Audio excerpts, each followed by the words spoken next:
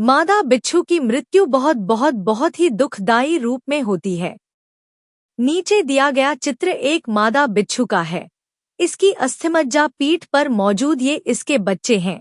ये सभी बच्चे जन्म लेते ही अपनी मां की पीठ पर बैठ जाते हैं और अपनी भूख मिटाने हेतु तुरंत ही अपनी मां के शरीर को ही खाना प्रारंभ कर देते हैं और तब तक खाते हैं जब तक कि उसकी केवल अस्थियां ही शेष ना रह जाए।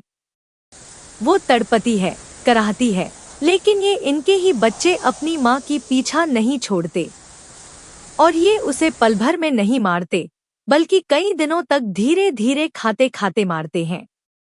यह मौत से बदतर असहनीय पीड़ा को झेलती हुई दम तोड़ती है।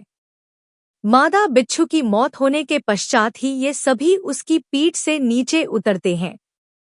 184 योनि के कुचक्र में ऐसी असंख्य योनियां हैं जिनकी स्थितियां अज्ञात हैं।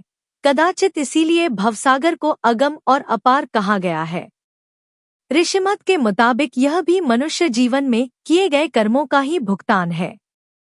अर्थात इंसान इस मनुष्य जीवन में जो कर्म करेगा, नाना प्रकार की असंख्य योनियों में उनके कर्मों के आधार से ही उसे दुख सुख मिलते रहेंगे।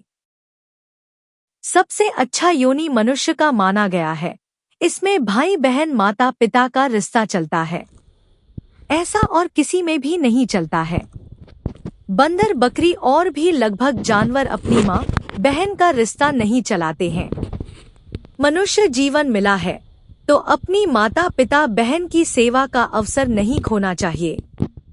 अच्छे कर्म करिए तभी अच्छी योनि से जन्म मिलेगा, यह तय है।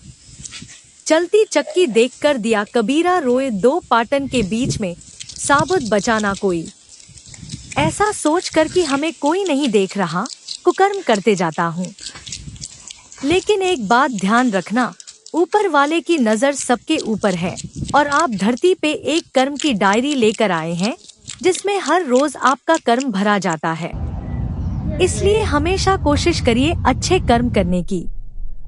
और ऐसी जानकारी तथा हमारी मेहनत के लिए एक छोटी सी लाइक और सब्सक्राइब जरूर करें। जय हिंद, जय भारत।